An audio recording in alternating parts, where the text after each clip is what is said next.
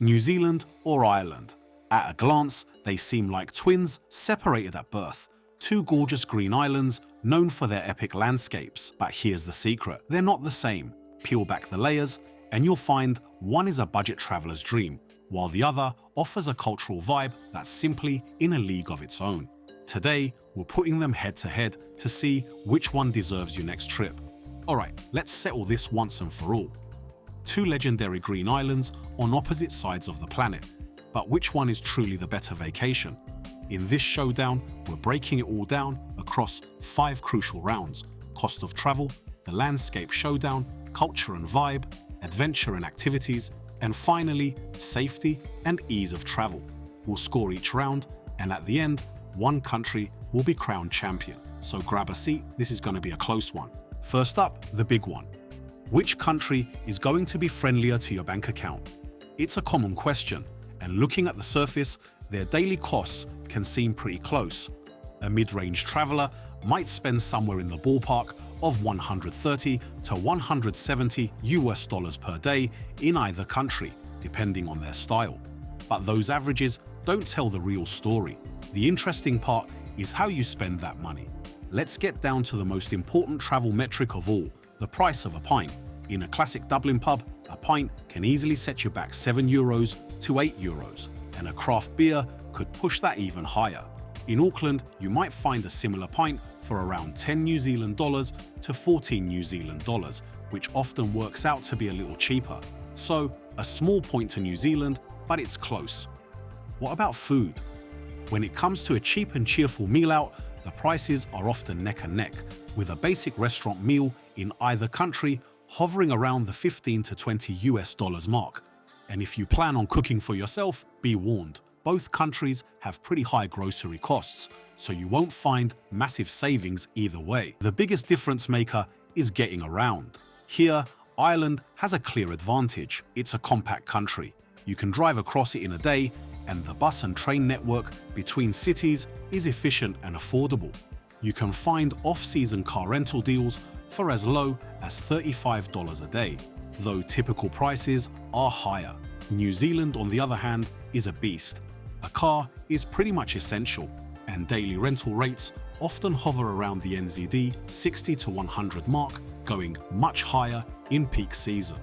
The massive distances mean you'll spend a fortune on gas, and if you need to fly between the North and South Islands, your budget can get shredded fast. So for a classic 2-week vacation, especially if you're coming from Europe, Ireland's smaller scale and cheaper transport likely make it the lighter option on your credit card. But for a longer working holiday trip, the equation gets more complex, as high rents in Dublin can sometimes be matched by hotspots like Queenstown and Auckland. For the typical tourist on a 2 to 3 week trip though, the savings on transport in Ireland are hard to ignore. Round 1, winner, Ireland. This is the main event, the clash of the scenic titans. Both islands are famous for being impossibly green, but the vibe of that green is worlds apart. Ireland's beauty is a poem. It's pastoral, ancient, and wrapped in myth. It's a landscape that feels lived in and tells stories. Think of the staggering drop of the cliffs of Moher getting pounded by the Atlantic, or the ridiculously scenic Ring of Kerry, where every turn reveals a new windswept beach. It's the bizarre, moon-like terrain of the Burren, and the misty, moody peaks of the Wicklow Mountains. Irish landscapes feel incredibly accessible. You're often just a few hours' drive from a completely different, soul-stirring vista. It's a soft, mystical beauty that just pulls you in. And then there's New Zealand. If Ireland is a poem, New Zealand is an epic blockbuster. The scale of it all just messes with your head. There's a reason this is the home of Lord of the Rings. The scenery isn't just beautiful, it's dramatic. In the South Island alone, you've got the glacier-carved fjords of Milford Sound, where waterfalls plunge thousands of feet straight into the sea. You have the impossibly blue lakes of Tekapo and Pukaki, framed by the jagged, snow-capped Southern Alps, and the mighty Araki/Mount Cook. And that's just one island. The North Island is a whole other world of volcanic fire and geothermal wonders. You can hike the Tongariro Alpine Crossing, a wild trek across a landscape of emerald lakes and steaming craters. You can watch the bubbling mud pools and explosive geysers of Rotorua. From subtropical rainforests to wild, windswept coasts, New Zealand's sheer diversity is its superpower. It feels like 7 different countries crammed into one. Ireland is consistently, achingly beautiful. But New Zealand delivers those jaw-dropping, "Am I even on planet Earth?" moments again and again. For pure, mind-blowing variety and epic scale, the winner is clear. Round 2, winner, New Zealand. A country is so much more than its mountains, right? It's the people, the energy, the vibe. And here, our 2 contenders could hardly be more different. Ireland's heart beats in its pubs, but calling it nightlife totally misses the point. The Irish pub is the nation's living room. It's where you'll find a trad music session sparking up in a corner, where storytelling is practically a national sport, and where a stranger is just a friend you haven't bought a pint for yet. The Irish are famous for their crack, that untranslatable word for good times, witty banter, and lively conversation. Beyond the pub, the country is soaked in history. You can feel it in ancient ruins like Glendalough, in Neolithic tombs older than the pyramids, and in the literary ghosts that haunt the streets of Dublin. The culture is right there, ready for you to jump in. New Zealand's culture is a cool mix of its indigenous Maori heritage and a super laid-back, outdoorsy Kiwi attitude. The concept of manakitanga, a Maori ideal of hospitality and generosity, is a powerful force that you can feel in the warm welcome extended to visitors. You can experience this by visiting a marae, a traditional meeting ground, witnessing a powerful haka performance, or sharing a hang feast cooked in an earth oven. These aren't just tourist shows, they are often deeply authentic experiences that share a vibrant living culture. Beyond that, the everyday Kiwi vibe is famously relaxed. Life revolves around a love for the outdoors, and the social scene is more about daytime cafe culture and craft beer bars than it is about raging nightclubs. The main exception is Queenstown, a town that parties as hard as it plays, but generally, the vibe is way more chill than Ireland's. This is a tough one. New Zealand offers a profound indigenous culture that's deeply connected to the land. But for the average traveller, the way you can instantly participate in Ireland's social and historical culture in every pub, on every street corner, is just impossible to beat. Round 3, winner, Ireland. If your vacation photos involve more harnesses than hammocks, this round is for you. Ireland is a paradise for the soft adventurer. The hiking is absolutely world-class, with thousands of miles of marked trails, from gentle coastal walks to tough mountain treks. You can kayak along its stunning coastline, surf the wild Atlantic waves, or go horseback riding through Killarney National Park. There's even adventure in its history, exploring crumbling castles and cycling between ancient sites. It's an active, hands-on destination. But when it comes to pure, heart-pounding, high-octane adventure, New Zealand is in a league of its own. It's not an exaggeration to call it one of the world's great adventure capitals. The entire town of Queenstown is basically a monument to adrenaline. This is the birthplace of commercial bungee jumping after all. You can skydive over glaciers, whitewater raft down roaring rivers, go canyoning, jet boating, zip lining, you name it, they've found a way to do it. And that's just the commercial stuff.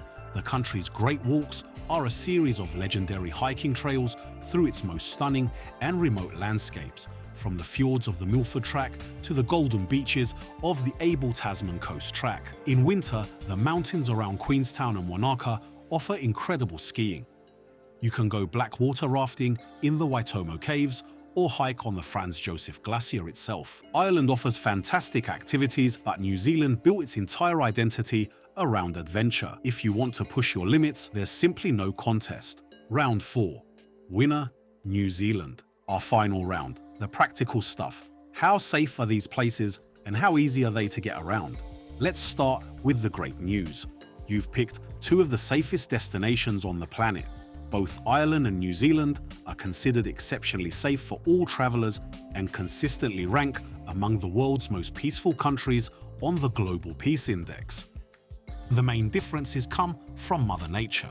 In Ireland, your biggest risk is underestimating the weather. A sunny day can turn into a windy, rainy squall in minutes, especially on the coast, and you definitely need to keep your wits about you on those narrow, winding country roads. New Zealand's risks are a bit more, well, dramatic. It's on the Pacific Ring of Fire, so earthquakes and volcanic activity are always a possibility.